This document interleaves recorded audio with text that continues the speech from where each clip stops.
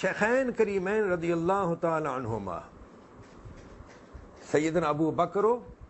عمر رضی اللہ تعالی عنہما کے بارے میں بھی ایک حدیث پیش کی جاتی. حضور اکرم صلی اللہ علیہ وآلہ وسلم کی طرف اسے منسوب کیا جاتا ہے. اس حدیث کو الفاظ ہیں اس کے: ہذان سیدہ کہول اہل الجنت. یہ دونوں سیدنا ابو بکر صدیق رضی اللہ تعالیٰ عنہ اور سیدنا عمر بن خطاب رضی اللہ تعالیٰ عنہ، یہ دونوں جو ہیں اہل جنت کے بوڑھوں کے سردار ہیں. یہ حدیث موضوع ہے، من گھڑت ہے، درست نہیں. بسم اللہ الرحمن الرحیم. لی خمسۃ نطفی بہا حر الوباء الحاطمہ المصطفیٰ والمرتضیٰ وابناہما والسیدہ. عرصہ دراز سے تقریباً 10 سال کا عرصہ ہو گیا، اس کے ہیر پھیر کا عرصہ ہوگا. امت میں انتشار اور افتراق پھیلانے کا ٹھیکہ یوں سمجھیے کہ جن لوگوں نے لیا ہوا ہے اور امت میں انتشار، افتراق اور اضطراب کی ہوا کو پھیلانے کا ایک پوری ذمہ داری کے ساتھ ٹھیکہ لے رکھا ہے اور اپنے کندھوں پر اس ذمہ داری کو اٹھا رکھا ہے، ان لوگوں میں سر فہرست ان موصوف کا نام بھی آتا ہے جن کی ویڈیو آپ نے دیکھی. انہیں قاری ظہور احمد فیضی صاحب کہا جاتا ہے اور ان کی حرکات و سکنات سے تقریباً سارا ہی زمانہ واقف ہے. انہوں نے روافظ کی نمک حلالی میں کوئی کسر نہیں چھوڑ رکھی اور اہل سنت کے نام کو استعمال کر کے روافظ کے عقائد کو پروان چڑھانے میں انہوں نے اپنا کوئی بھی دقیقہ فرو گزاشت نہیں کیا. بظاہر تو یہ اور ان کے دھڑے کے لوگ اہل سنت کا نام استعمال کرتے ہیں، لیکن حقیقت یہ ہے، یہ بات یاد رکھیے، صرف اور صرف اہل سنت کی طرح داڑھی رکھنا یا اہل سنت کی طرح امامہ باندھ لینا یا ٹوپی پہن لینا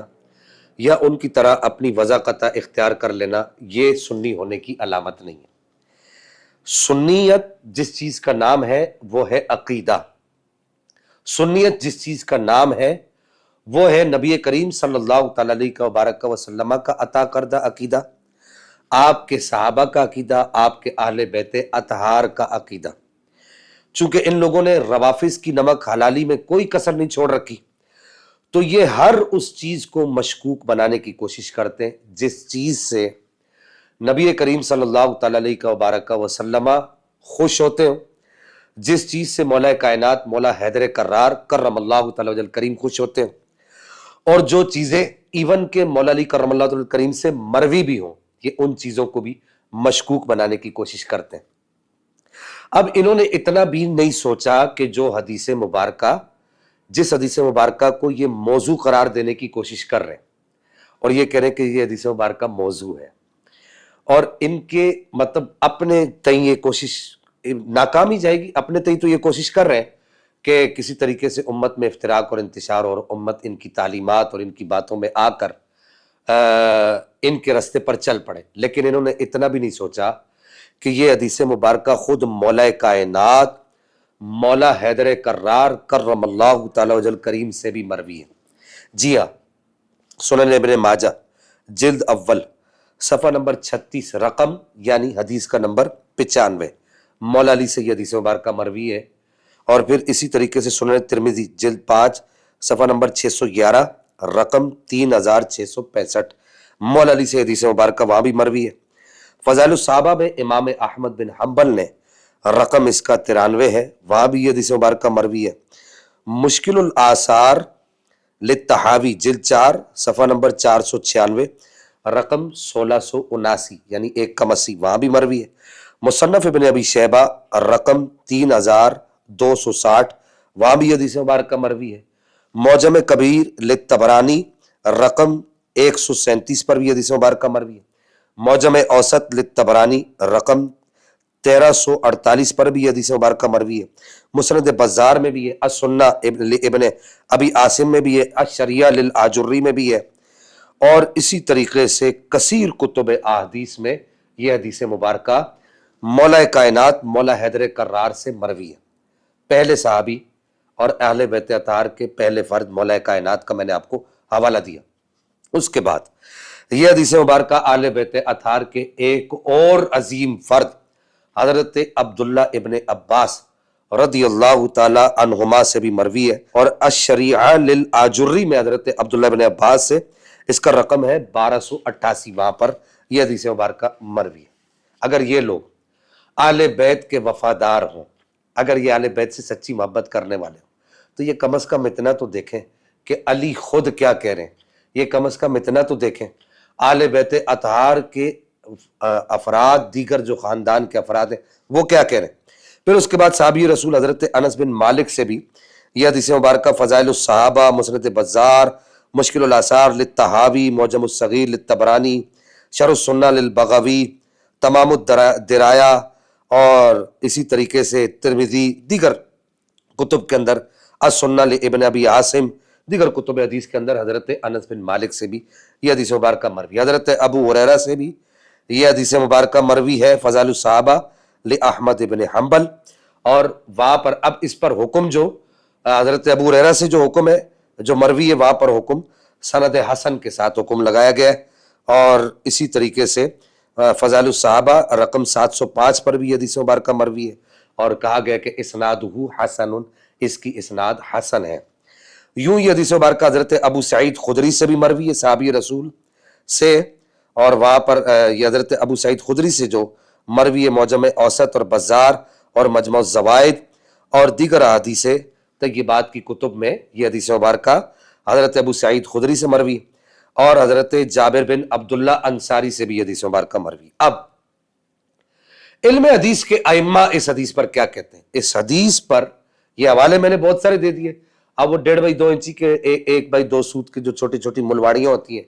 وہ آ کر جو اس پر شور کرتے ہیں، جی حوالے تو دے دیے اتنے سارے، تو اس پر حکم کیا لگتا ہے؟ تو یہ پہلا حکم یہاں پر میں بیان کروں، امام جلال الدین سیوطی شافعی،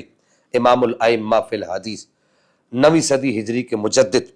اور 9ویں صدی ہجری میں علم کا بیتاج بادشاہ امام سیوطی رضی اللہ تعالیٰ عنہ وارضاہ عنہ، آپ اس حدیث مبارکہ کے بارے میں الغرر فی فضائل عمر، یہ اس حدیث مبارکہ کے بارے میں آپ فرماتے ہیں کہ حدیث صحیح اخرجہ الامام احمد وغیرہ، یہ حدیث صحیح ہے، امام سیوطی کہتے ہیں، اس کو امام احمد نے اور ان کے علاوہ دیگر محدثین نے اس حدیث مبارکہ کو نقل کیا ہے۔ پھر اس کے بعد امام شمس الدین ذہبی، امام ذہبی،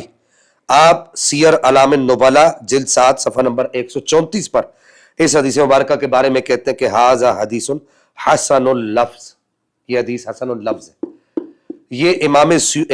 ذہبی رضی اللہ تعالیٰ وردہ عنہ کا فیصلہ ہے، اور امام شمس الدین سخاوی رحمہ اللہ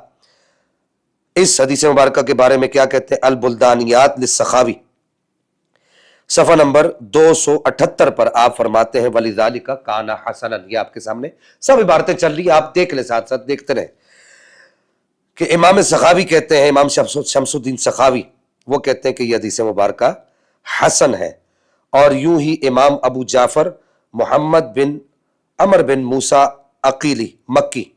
وہ بھی اس حدیث مبارکہ کے بارے میں کہتے ہیں کہ یہ حدیث مبارکہ صحابہ کرام کی ایک جماعت نے اس حدیث مبارکہ کو نقل کیا ہے، اور دیگر اس کے علاوہ بھی ہمارے پاس اس کے شواہد موجود ہیں۔ اگر یہ موصوف یا ان کے دھڑے کے لوگوں میں سے کسی نے اس پر کوئی کلام کیا